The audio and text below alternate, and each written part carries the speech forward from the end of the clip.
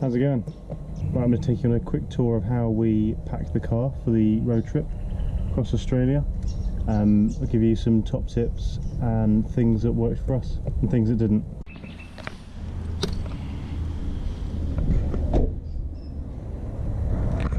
So the most important thing about the way that we packed it is you need visibility to the front. You need to see what you're doing from all sides of the car. That's just from a safety point of view.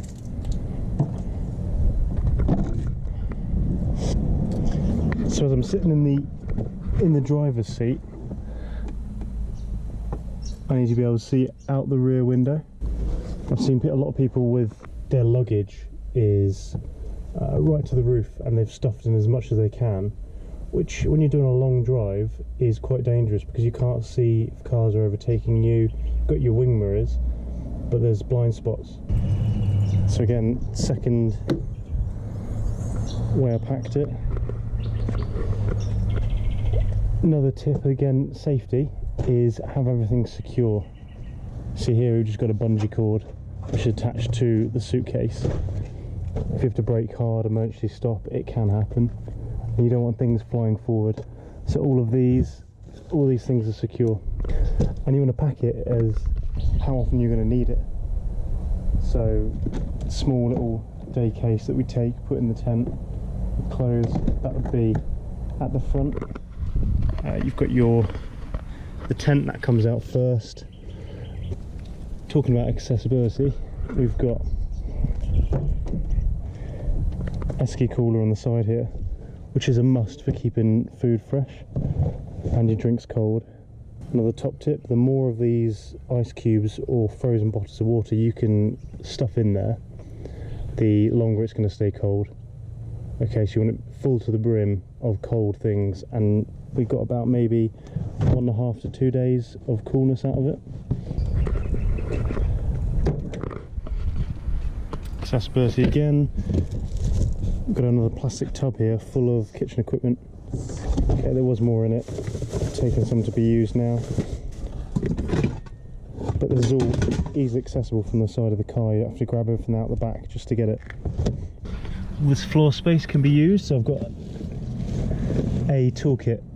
You can get that cheap from Bunnings or other hardware stores, but it's got everything you need, spanners, just do quick little repairs on the car. The tent that we used, we've got the second hand, is a Austrail 4-person dome tent, which had a little canopy at the front there. See, the thing is about tent sizes, a 2-man isn't really big enough for keeping luggage in and be able to stand up on it. It's comfort over how long you're willing to spend to put up the tent, because it does take longer than a 2-man tent. However, you've got more room to move around and be more comfortable, especially if it's raining.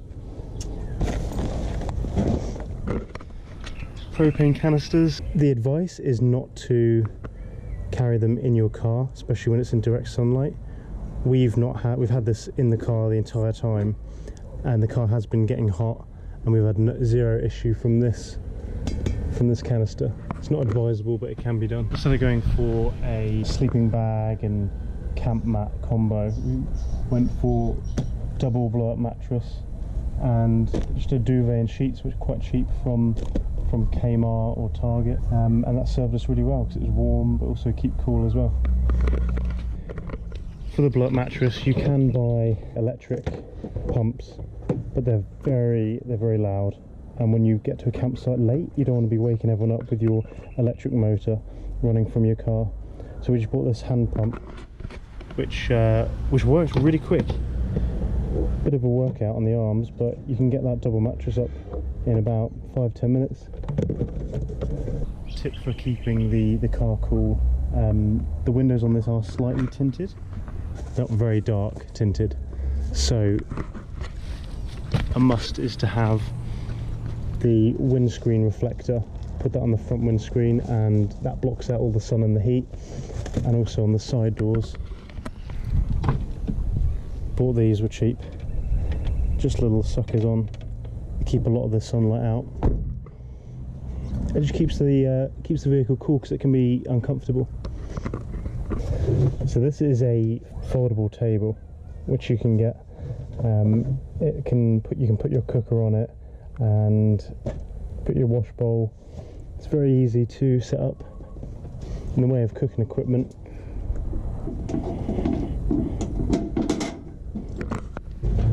We used a double gas burner for a lot of the cooking.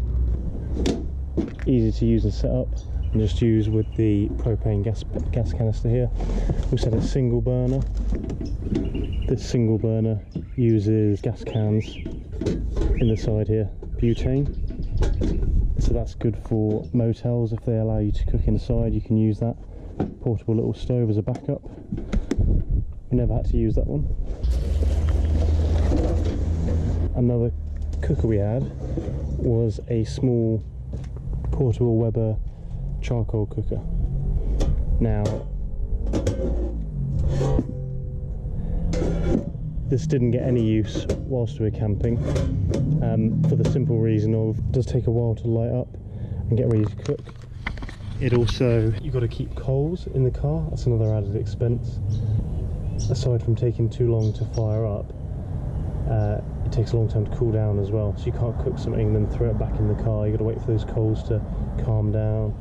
And also you get the smell of the burnt food, the burnt charcoal, and then you'll be putting that back in the car in a closed environment. If it's hot, you've got all the windows closed, so it's going to smell out your car. That's one thing that we didn't use and that we didn't need. So another point about the cooking equipment that you bring with you, it is nice to have a backup of a gas stove or a charcoal grill. However, most campsites, in fact all that we went to, had electric barbecues or gas stoves to be used by the people staying there. So really we relied on the campsites for equipment. They even had pans sometimes, pots and pans, but it's always good, just in case you're caught out or you're not sure what the campsite offers is in the way of facilities, good to have a backup. We were lucky with this Subaru Forester with a lot of storage space, and when we bought it second hand. It also came with full-size spare tyre, and that's something that you really want if you're doing a long road trip, is a full-size ready to put on tyre rather than the Space Savers tyres, because they're only good for a limited amount of mileage. One thing with your spare tyre, if you do have one that's full size and the Space Saver, is make sure it's inflated. So when you do your tyre checks, make sure that this is fully inflated and ready to go to the correct pressure. No point having a spare tyre if it's flat.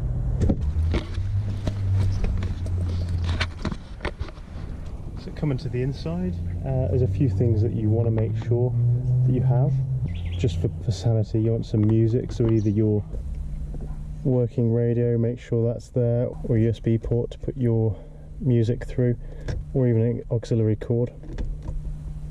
Something that we found very useful was the cigarette lighter that's split into 3 power points for a USB. So you can charge 3 devices from this. Always check your amperage on your devices. This one's 2.4 amps in each socket. Make sure it's safe to use, but that's been brilliant, really reliable, and always charge your devices on the go.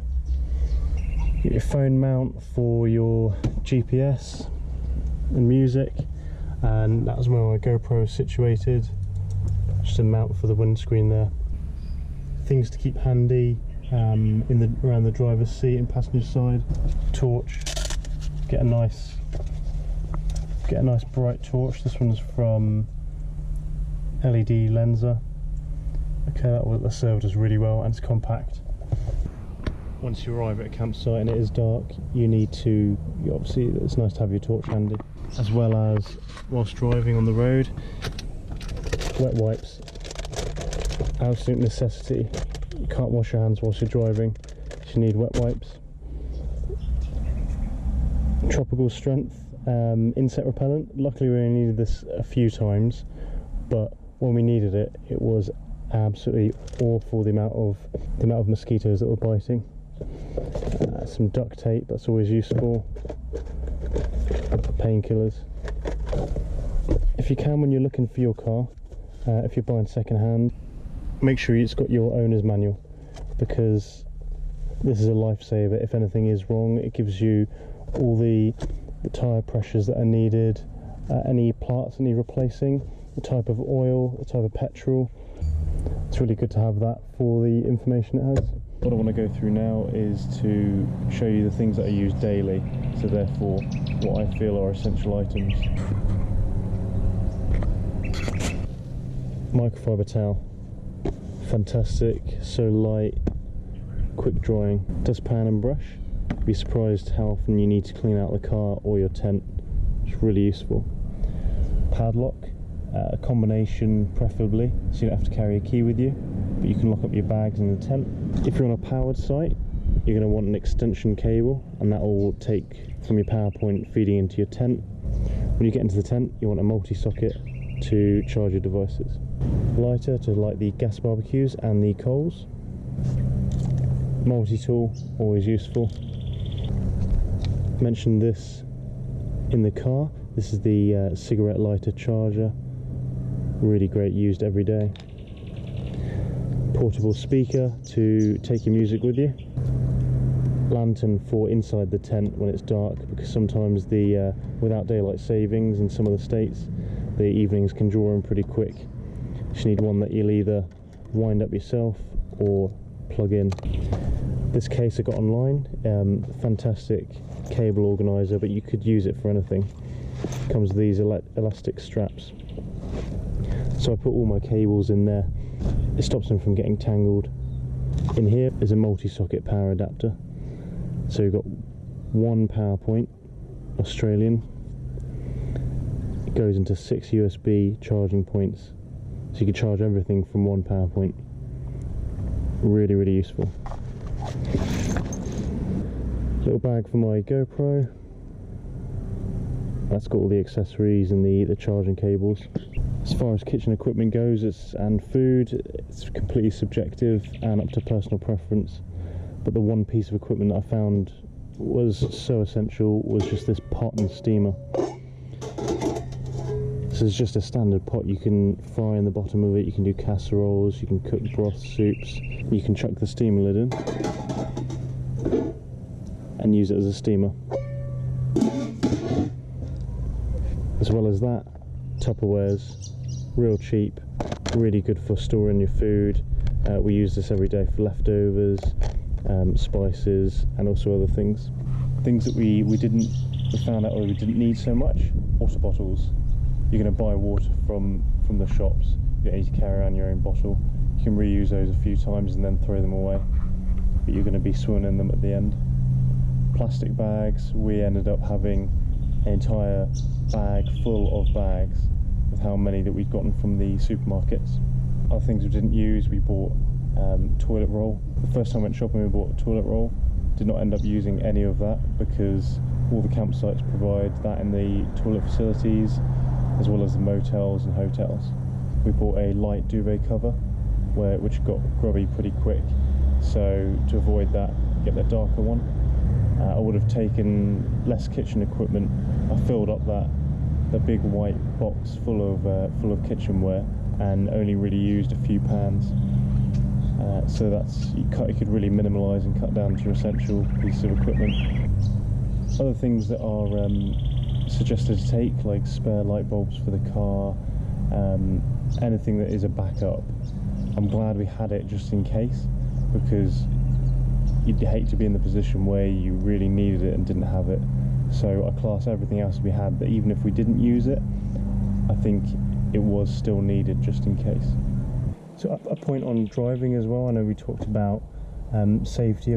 Most of the speed limits for Australia can go up to 100 kilometers per hour, 110 kilometers per hour. So you're going a reasonable speed and you want to be cautious and safe about these things. A few things to bear in mind with your car as well. Once you're doing these long road trips and you're racking up a lot of kilometers, you need to regularly check your vehicle for any defects, any problems, things that might need servicing. If you're going 100 kilometers or more, it's a reasonable drive. You want to check a few of these things. You want to make sure first and foremost that you've got enough petrol. So if that's the first thing you need during the day, in the morning you set off, go to the petrol station, make sure you've got a full tank. That way you won't get caught out. Whilst you're at the petrol station, they all offer free air or water. And now free air means you can check your tyre pressures, and they either offer digital delivery methods for the air, or they use an analog gauge on the end of the pipe. Now your tyre pressures will be on the inside of the driver's door. Hopefully you can see them. So they tell you what the front and rear tyre pressure should be. For me it was fairly heavily laden, but with only 2 passengers, so I put it as 29 psi in the front and 30 in the back. It matters a great deal to the car, so the way that the weight is distributed, that depends on how much pressure you want in each tyre. Makes the vehicle more efficient, so you haven't got too much tread attached to the road, which will make the fuel consumption higher, and also you haven't got too little tread, in which you obviously lose grip. And whilst you're at the petrol station, hopefully you've only driven about 5-10 minutes, and your engine will be at what they call operating temperature, and that's a good time to check, if you're on a level surface, the oil. Check your oil, make sure it's in between the min and max. You can really ruin your car if you're running low on oil. Whilst you're there, check all the other reservoirs, so for your coolant, your windscreen washer, liquid, power steering fluid. Make sure all the reservoirs that are easily accessible around the engine, make sure that they're all in between the min and max. Now your owner's manual will say to check it at every fuel stop. Now that seems a bit overkill, and I definitely didn't do that, but each time there was going to be a big leg of the journey and I was driving quite a number of kilometres, I would check just to make sure everything was as I'd last checked it. That's a good habit to get into, and for me, we experienced no vehicle trouble on the entire road trip. Moving on the checklist, you want to make sure that all of your windows are clear and clean. Make sure everything outside of your car is highly visible. Again, that's for safety more than anything. You don't want a dirty windscreen at the back which you can't see out of when someone's trying to overtake you. On the same note of the visibility of the windscreen and windows, you want to make sure your windscreen wipers are clean and not perished. Now, 9 times out of 10, if you've got smearing on your windscreen, it's because you haven't cleaned the windscreen wiper. It doesn't necessarily mean that they need to be replaced. So every time that you're at a petrol station, they normally offer a wash bucket for your windscreen and a sponge. Use that and wipe the windscreen wipers, and you're good to go. One final thing for your checklist would be to pay attention to your dash. Make sure there's no warning lights coming on when you're starting up the car, because that will obviously indicate to you whether there is an issue or you need the vehicle serviced. When you're buying a car second hand, it can be a gamble if you don't know what you're looking for. Whether you get a really worn car that's just not up to scratch and breaks down on you, or you can get one like this which serves you the entire trip without hiccup. So the obvious things to look out for are the total miles, the total kilometres. This has done 228,000 kilometres. Now that's quite high up for a second-hand car. However, the engine is in good condition and it's running smoothly, and it hasn't failed us so far, so there's no reason why a car with high kilometres can't serve well. Also, you get to pay less for these vehicles with high kilometres. When you get in the car, make sure everything works. So when you're test driving it, always take it for a test drive for 30 minutes or more, nothing less. That'll identify any problems. You want to make sure that the aircon works, all the windows work, anything electrical, just make sure it's in working order. Other things to look out for are the brake pedal. If the brake pedal is highly worn, it means that all of the kilometres on the vehicle have been done stopping and starting, which is bad for the engine, bad for most vehicles. So one with grip on means that it's been driven a lot of those kilometres on the highway, which isn't as stressful on the vehicle and the engine. Along the same sorts of lines is how often has someone gotten in and out of the car. So if they are in a city and they're doing stop-start traffic movement in the vehicle, causing stress on the engine, if they're getting in and out, it will show the wear, especially in a car this old, which is 2003. So there should be wear on the seat and the seat belt. But if we check those, there is very little wear on that seat. And pull the seat belt out to where it would be over your lap, and there's no fraying here at all. So either the person wasn't wearing the seatbelt very much, which I doubt, or it was all highway driving and they weren't in and out very often. It's gone through what we used on the trip, what we didn't use, what we found useful, hopefully giving you some tips. To round it off, really, we had an estate size car, what they call a wagon size, and put the middle seats down to have a lot of boot space. We couldn't have done it with any less space. For the 3 months that we were driving and travelling around Australia, we needed all of that room, and at times it did get very full, so I wouldn't go for anything less. Thanks for watching that video. Hopefully it helps you out. I'll be doing, if people like it, I'll do some more of these, share some of the experience that we had. Thanks for watching. Bye.